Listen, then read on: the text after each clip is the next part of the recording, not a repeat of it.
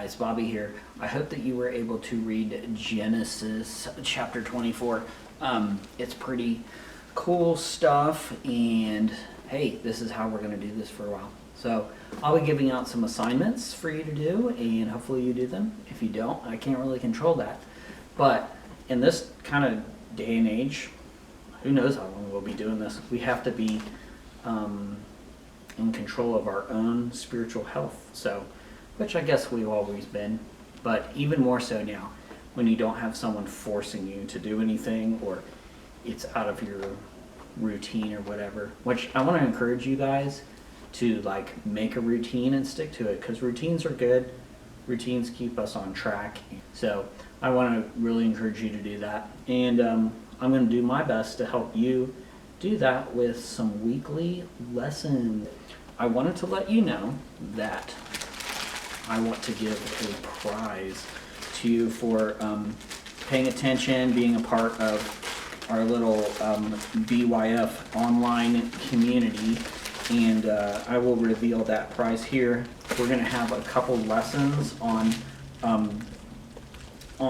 Heroes of the Old Testament here, and then at the very end we'll have a way of giving out this prize for one lucky person. And I will open it here. Or maybe I don't open it and it's a big surprise. No, I'll open it. I want to see it too. So,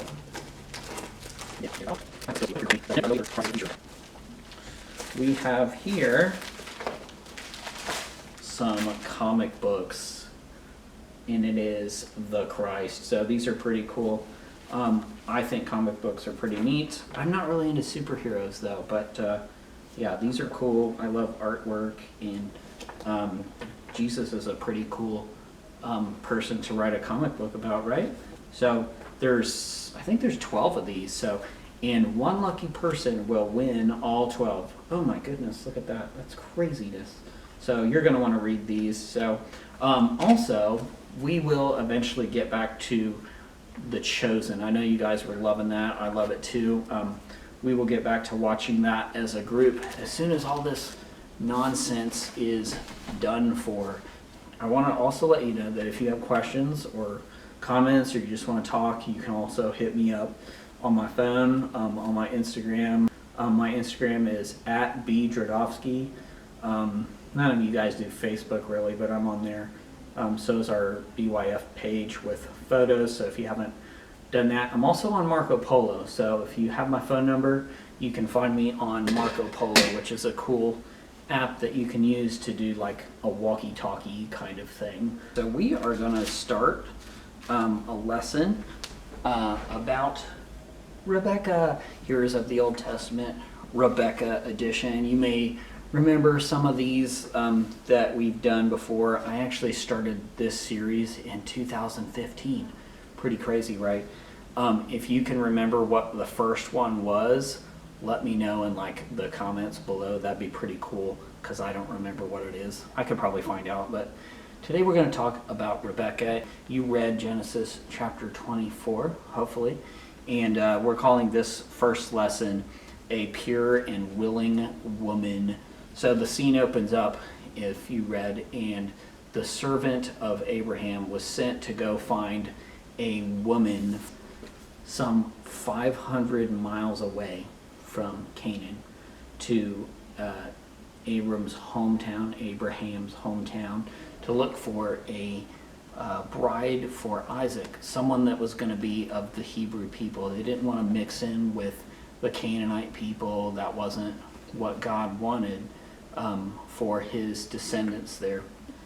Like many marriages in that time, Isaac had no part of it. So it was an arranged marriage by essentially Abraham's servant. So Isaac didn't really get a choice in that. But what's cool about that is, hey, they know Isaac, they know what he would like, so let's work with that, right? The servant took a bunch of things with him. He's got a long journey ahead of him. He takes provisions, and he also takes 10 camels. 10 camels, that's a lot of stink. And the servant's prayer is basically, when he pulls into Abraham's hometown, he says, God, I don't know how I'm going to do this thing, okay, but let the girl that Isaac should marry be the one that I ask for water, and she says, hey, not only I'll give you water, but get them camels over here and I will water them too. So before he's even done finishing that prayer, Rebekah shows up, and the servant's like, yes, this is amazing. He goes over, runs over, the scripture says, and he puts her to the test. Upon given the test, Rebekah stops her whole day to water the camels. Not half of the way, not half the camels, but all the way, all 10 camels. How much can one camel drink? Okay, a thirsty camel can put away 30 gallons of water in under 15 minutes. 30 gallons of water. There's some of y'all that don't even drink like a couple ounces of water a day. I know you're drinking Monster or Mountain Dew or whatever. I see you out there. These camels have got you beat. They're putting away 30 gallons in under 15 minutes. How many trips down the well do you think Rebekah's bucket took? Let's say there's 10 camels and they all need 30 gallons of water, probably more, and maybe her bucket holds 2 gallons. That is a lot of trips. That is a lot of work. That is hard work that Rebekah put into this thing. It was not an easy task, and scripture says that the servant watched her do the whole thing just to see if she would complete the task. The servant gave Rebekah some gifts after this. She got herself a nose ring, and she got some bracelets for her arms, all made out of gold. These were pretty expensive gifts, and usually marriage gifts at this time weren't that lavish. After giving her the gifts, the servant asked Rebekah for a place to stay, and she says yes, which is not at all uncommon in Middle Eastern culture for people to be that hospitable. But the servant also learns another thing about Rebekah, that Rebekah is Abraham's great niece. So the servant is like, cha-ching, I found not only someone from Abraham's hometown, but somebody from Abraham's line.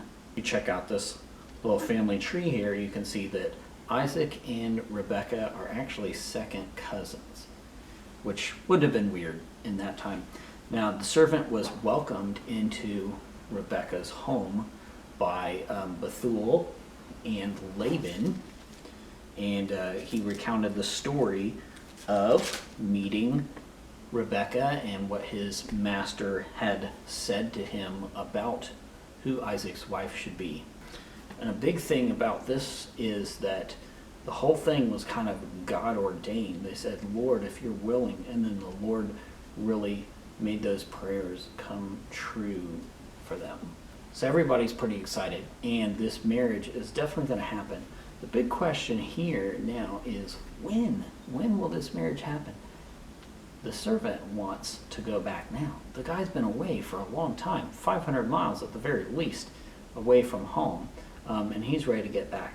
Rebekah's family wants her to stay for 10 days. Hey, it's new to them. They just want to spend some time with her before she takes off. So they're not quite sure what should happen, so they say, hey, Rebekah, what do you think about this whole thing? Rebekah, being consulted, basically just said, I am ready to go. Wherever you're going, I am going to. And this is her way of answering God, saying, God, yes, wherever you want me to go, the answer is yes. Rebekah met Isaac, and they became married, and she replaced the sorrow in his life with joy. And isn't that a pretty picture? So romantic. So what are some takeaways from the life of Rebekah? Well, we could see, number one, that she was a pure girl. She was honorable to God, to her family. She wasn't a floozy at all. Number two, we can see that she was a generous girl. She offered help to a stranger, not only to him, but to his entourage with him. And number three, we can see that she's a hard worker. We know it takes a lot of work to draw that water for camels, and she was willing to put in all the effort to do so. Number four, we know that she had a willingness to follow God. Wherever God led, that is where she wanted to be. That wraps it up for today, guys. For next week, we're going to do part 2. Be sure to read Genesis 26 34 and 35, and then all of Genesis chapter 27. Don't forget, reach out to me or Mary Beth if you need anything. We love you a whole bunch. We miss you too. I know this is so weird not going to church. So we're going to try and stay connected as best we can. Get outside and get some fresh air. Don't just play Xbox all day, even though I want to. Okay? I mean, you want to. So let's do some things. Let's get some work done. Keep our minds healthy. Keep our souls healthy. Keep our bodies healthy. Love you guys.